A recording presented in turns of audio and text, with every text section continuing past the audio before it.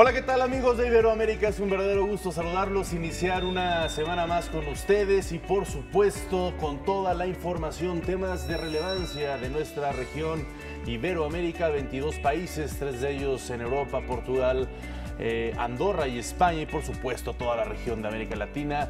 Y como todas las tardes es un gusto saludar nuevamente después de varias semanas de no haber coincidido aquí, no dejar de trabajar, claro, salvo algunas excepciones de vacaciones, pero pues habíamos estado con mucha participación, sobre todo en Brasil, Ana Cris, pero ya estamos de regreso en este tan querido escritorio que es de Iberoamérica. Así es, Omar, es para mí un placer compartir este estudio y este escritorio contigo de nueva cuenta, pero sobre todo agradecerle, como siempre lo hacemos, a nuestra audiencia, hoy que nos acompaña, hoy que es lunes 20 de agosto del 2018 y que le damos la más cordial de las bienvenidas a esto que es Iberoamérica al Día.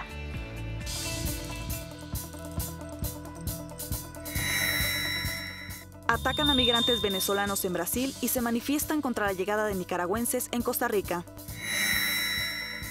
En nuestro reportaje especial hablaremos del proceso de abolición de la esclavitud en Iberoamérica.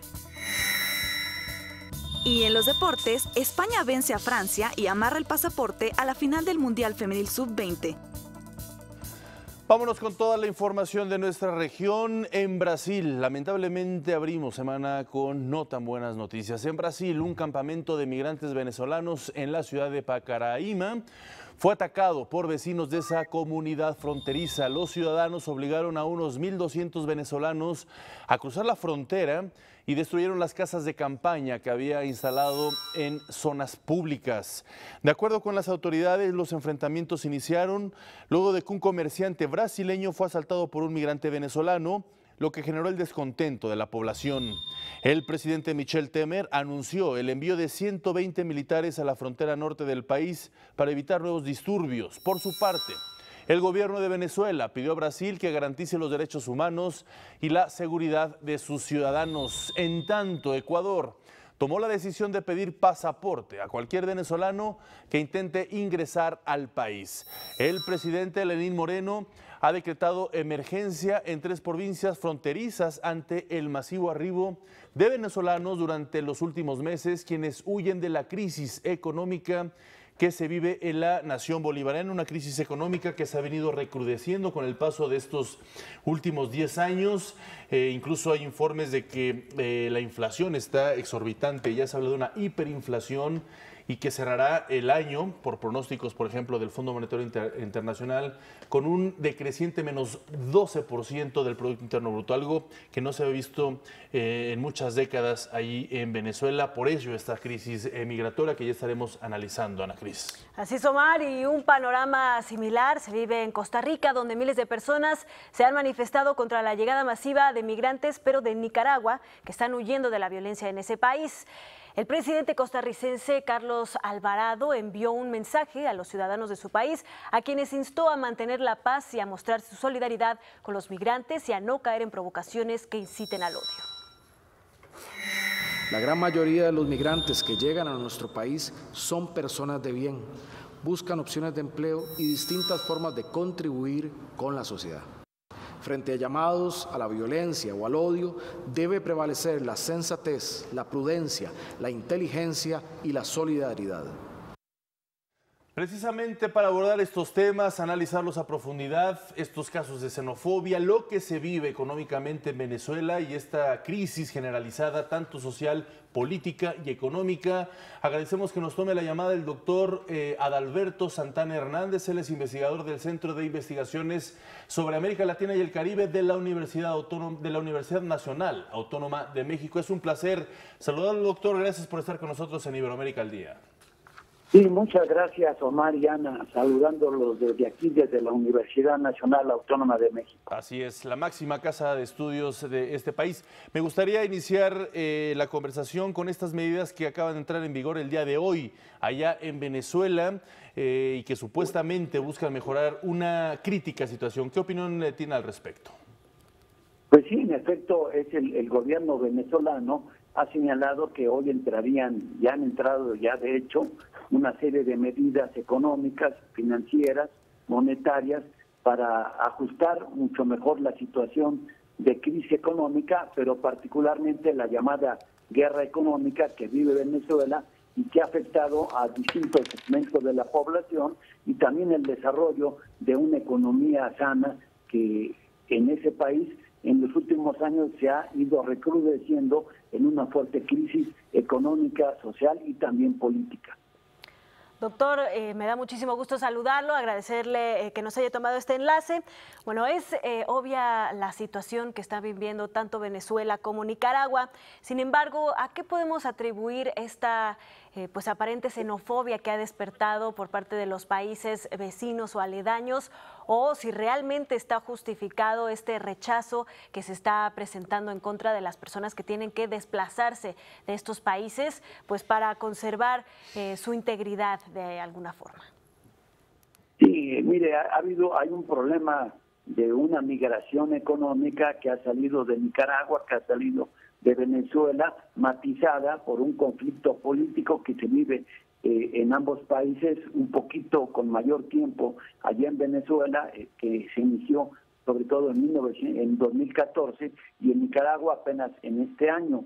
Sin embargo, ambos conflictos, el de Venezuela y el de Nicaragua, tienen como elementos centrales, bueno, pues que parecen seguir una matriz que en buena parte ha sido financiada por los grupos opositores a los gobiernos de Venezuela y al gobierno de Nicaragua, y que son muy semejantes, y que obedece a una matriz básicamente de generar una inestabilidad en el país, un sosiego en la población y generar temores en esa misma población, que ha hecho que distintos segmentos de la población, tanto en Venezuela como en Nicaragua, busquen una salida hacia otro país, es decir, de una migración económica que, con la justificación de una inestabilidad política generada por sectores de oposición en contra de los gobiernos de ambos países, pues se establece una desestabilización. Y al llegar a otras fronteras, a otros países, como en el caso de Venezuela, donde llegan una serie de migrantes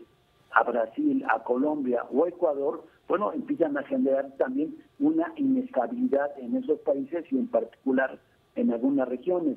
En el caso concreto, en esa localidad de Paracanaima, donde se ha visto una serie de enfrentamientos de ciudadanos brasileños de esa comunidad con migrantes venezolanos, que ha generado una violencia y ha generado también una respuesta por el gobierno de Venezuela, pidiéndole al gobierno de Brasil precisamente que respete a los derechos humanos de esos venezolanos que han sido víctimas de ataques xenofóbicos. Y de igual manera en Costa Rica, en el centro de Costa Rica, ayer en la capital, en San José, hubo una serie de actos por algunos grupos provenientes particularmente de algunos equipos de fútbol, o sea, aficionados, y de gente con una actitud muy conservadora y con suásticas nazis, y que han tratado de alentar el atacar o generar violencia contra los migrantes nicaragüenses, particularmente en un parque conocido como de la Merced, que se encuentra en San José, donde se reúnen tradicionalmente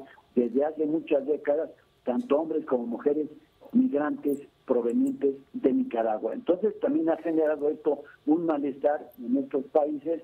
El nuevo presidente Alvarado dijo que no hay que hacerle caso a estas provocaciones de los sectores más conservadores y derechistas de Venezuela, de Costa Rica, porque puede generar una serie de conflictos no tan solo internos, sino también externos con los países de donde provienen estos migrantes. Desde su perspectiva, doctor, ¿qué hace falta para frenar estas crisis que se viven en estos países? Venezuela no hace mucho, apenas hace 10 años, en 2007, tenía un crecimiento de 8.4%. Hoy su crecimiento está pues en términos negativos y, por supuesto, viviendo una crisis como nunca antes se había visto o como pocas veces se había visto. ¿Qué hace falta para poder revertir este caos, esta crisis, esta división? Yo creo que sería provocar que haya menos intervención de otros países, otros gobiernos, particularmente el de Estados Unidos y el de México, con el gobierno que encabeza el presidente Peña Nieto, que han intervenido de manera muy directa en contra de los gobiernos de Venezuela, particularmente alentando a la oposición para que genere esa inestabilidad. Yo creo que un elemento central es que estos factores externos dejen de presionar a los gobiernos de estos países para que así no se generen estas situaciones de violencia.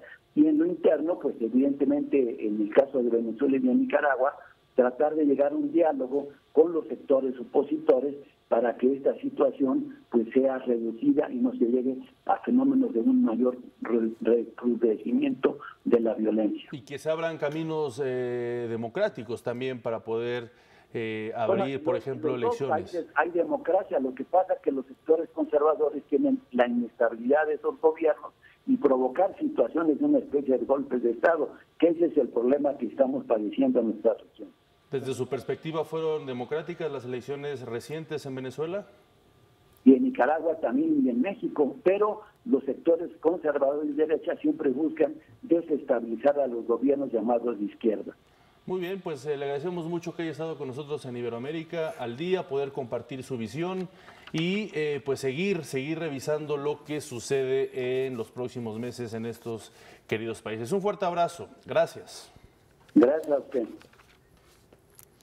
Y esta semana se conmemora el Día Internacional del Recuerdo de la Trata de Esclavos y de su abolición, una fecha dedicada a hacer conciencia sobre la tragedia que fue el comercio de esclavos. Durante los siguientes días le estaremos presentando una serie de reportajes especiales para conocer la historia de la esclavitud y sus prácticas modernas, sobre todo en nuestra región. En nuestra primera entrega hablaremos sobre la esclavitud en Iberoamérica.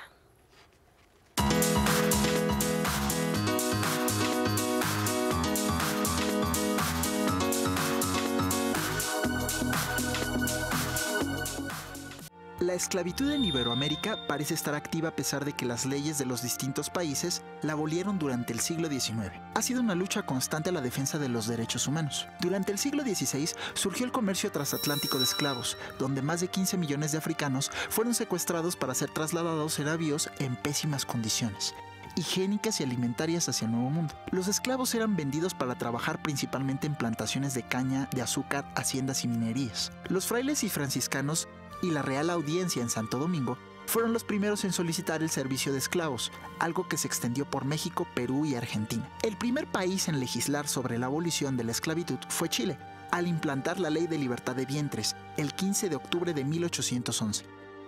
Al otorgar la liberación de los hijos de los esclavos, así como de los padres, siempre y cuando permanecieran durante 6 meses en su territorio. En Argentina, la Constitución de 1853 aprobó la abolición de la esclavitud. Sin embargo, siguieron existiendo transacciones clandestinas que poco a poco fueron desapareciendo. En Venezuela, el número de esclavos en el país a principios del siglo XIX era entre 60.000 y 62.000, casi un 8% de la población total. Entre 1820 y 1830 se adoptaron leyes para regular su situación. Se aumentó la edad para conceder a un esclavo su libertad y se estableció los 21 años como máximo. Sin embargo, no sería hasta 1854 cuando el papel de los esclavos desaparecería completamente de la nación bolivariana. Brasil fue el último país en abolir la esclavitud el 13 de mayo de 1888, con la promulgación de la Ley Áurea. Es el dicho, el que no conoce su historia está condenado a repetirla. Yo digo es que quien no conoce su historia no se conoce a sí mismo. Los afrodescendientes han formado parte de la cultura de la región iberoamericana, así como en la toma de decisiones. Hemos ido viendo cómo nuestros descendientes se han visto invisibilizados. Lo más importante ha sido reconocernos en la historia, reconocernos, sentir que hemos contribuido en el arte, por supuesto, en la poesía, en la música. Según cifras de la Organización Internacional del Trabajo, 1.9 millones de personas son víctimas de la esclavitud moderna en el continente americano. Con información de Stephanie Velázquez, Iberoamérica al Día.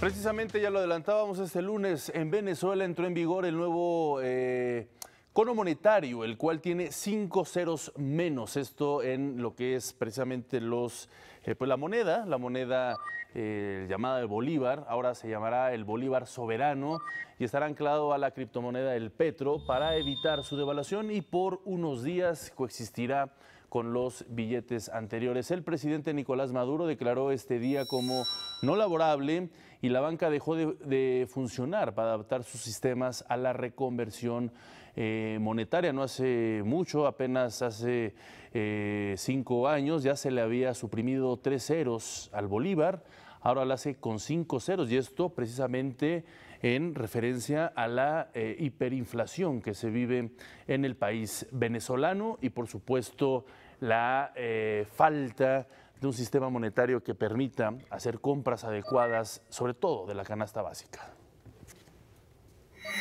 Arrancamos un gran proceso histórico de revolución económica, de recuperación económica.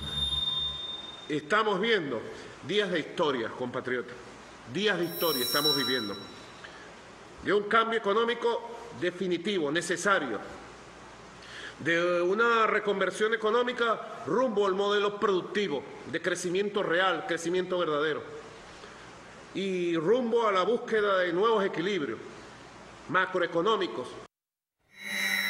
Este cono monetario, este cambio económico o medidas económicas es parte del programa de recuperación económica anunciado por el mandatario venezolano. Otras medidas que incluyen es el aumento de 60% al salario mínimo, más o menos equivalente a $1 diario, el cual entrará en vigor a partir de septiembre. También se plantea una reforma tributaria que incluye un impuesto al lujo y a las transacciones financieras, así como la revisión del precio de la gasolina y el establecimiento de un tipo de cambio único.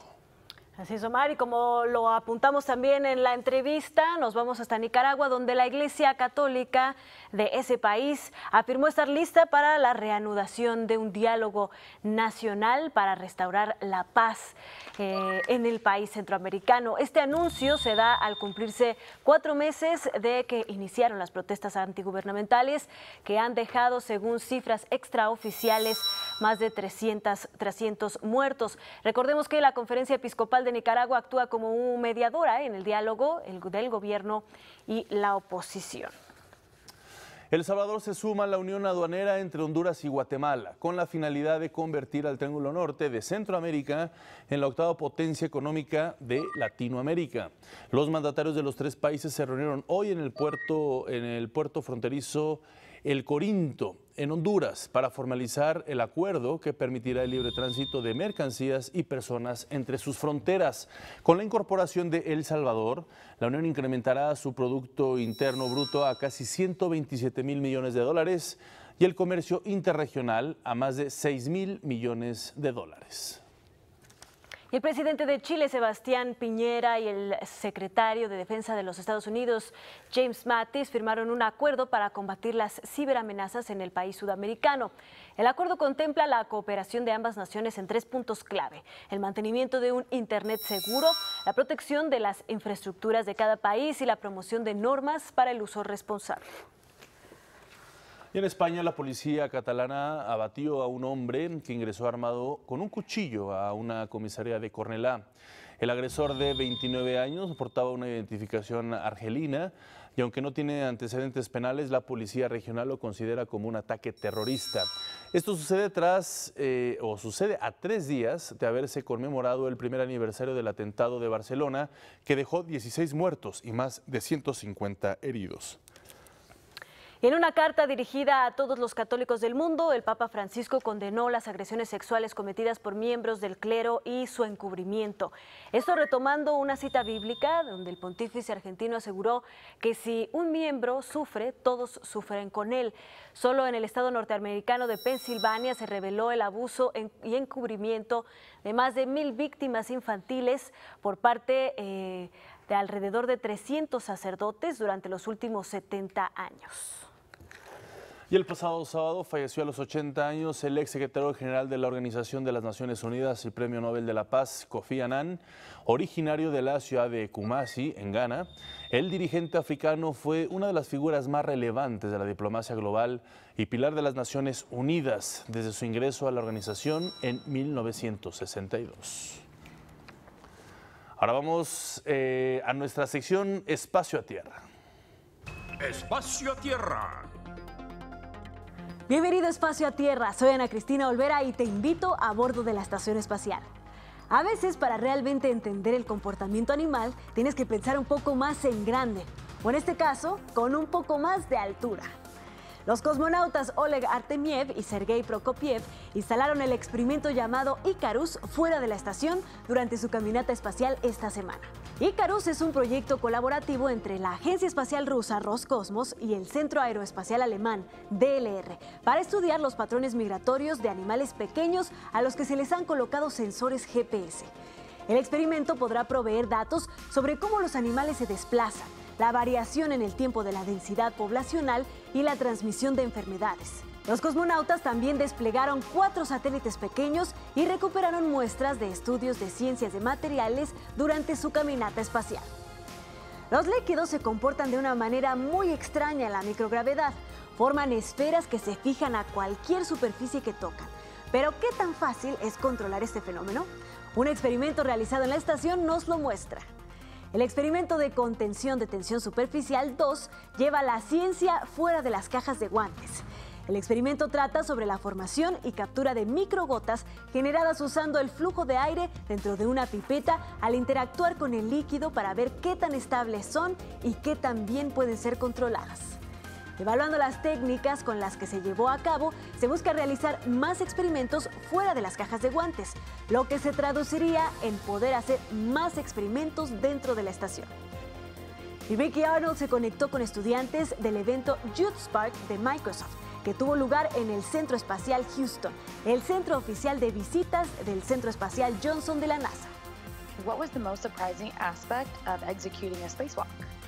I think the most surprising aspect for most people is how long the day is. We are only out doing a spacewalk for 6.5 hours, but that's 6.5 hours where you only have water to drink, there's no food, and you're basically the equivalent of jogging pretty hard in terms of how hard you're working for that time frame. But we're actually in the suit closer to 10.5 hours.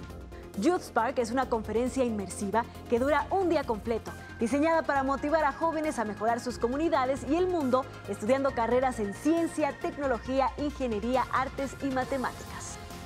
Sigue mandando tus preguntas usando el hashtag Espacio a Tierra. Y para los maestros preparándose para un nuevo ciclo escolar, chequen el sitio de investigación de la Estación Espacial. Hay divertidos experimentos para los estudiantes, incluyendo el crecimiento de jardines de cristales, como si fueran plantas. Y nos vemos la próxima.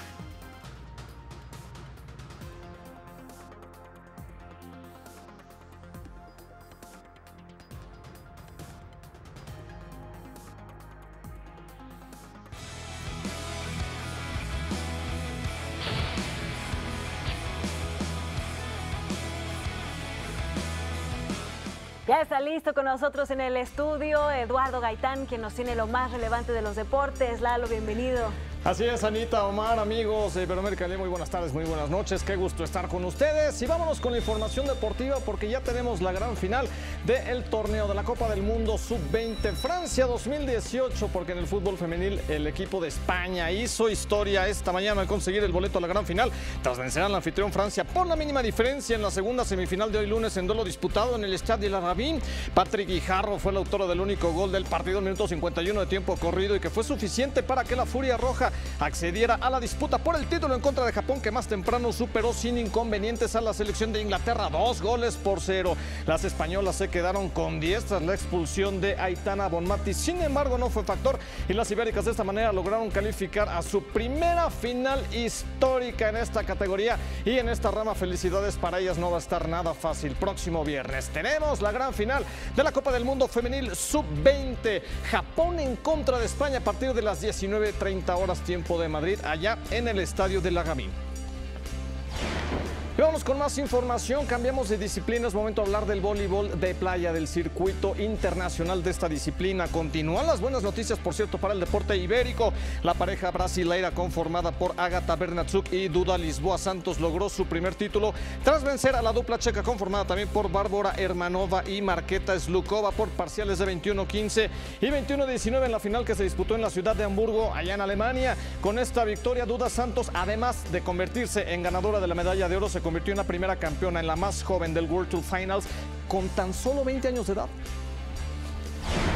Y dejamos el voleibol de playa, es momento de hablar del deporte motor, nos vamos al automovilismo, vamos a hablar de Fernando Alonso, que continúa en su gira de despedida de la Fórmula 1 y este fin de semana tuvo una turbulenta participación con el ex campeón del Gran Circo. Primero se proclamó campeón de las 6 horas de Silverstone, esto en la tercera parada del Campeonato Mundial de Resistencia, y pocas horas después el conductor asturiano de 37 años fue descalificado por una irregularidad en la parte baja de su bólido, por lo que el triunfo fue anulado y pasó a manos de Gustavo Meneses, Matías Beche y Tomás Laurent del equipo Berlón. Vamos con información del deporte blanco porque continúa la actividad y este fin de semana tuvimos las finales del Masters 1000 de Cincinnati, su último ensayo antes del US Open. La pareja conformada por el brasileño Bruno Soares y el británico Jamie Murray lograron el título de dobles varonil al imponerse en 3 episodios de la dupla colombiana integrada por Juan Sebastián Cabal y Robert Farah. De esta manera el binomio Soares-Murray cobró revancha en el 7º torneo de Maestros del año, ya que la temporada pasada cayeron justamente en la final en contra de los franceses Nicolas Mahut y Nicolas Hebert.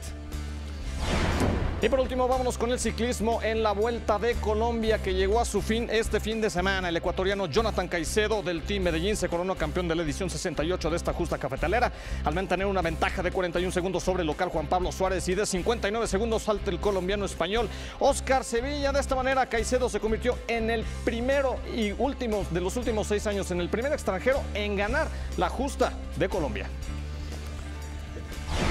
Es lo que tenemos hasta el momento en la información deportiva. Anita, Omar, amigos, que tengan excelente tarde, excelente noche y nos vemos mañana. Muchísimas gracias y también gracias a ustedes. Se nos terminó el tiempo, llegamos al final de esta emisión. Gracias por acompañarnos, gracias por iniciar una semana más en este subinformativo Iberoamérica Liana. Cris, antes de poner punto final. Así es, Omar, gracias a todos y bueno, de parte de todos los que hacemos posible este espacio informativo. Y este lunes nos despedimos con música del grupo paraguayo Britanchera y esto que se titula Neptuno. Nos esperamos mañana con más. Chao.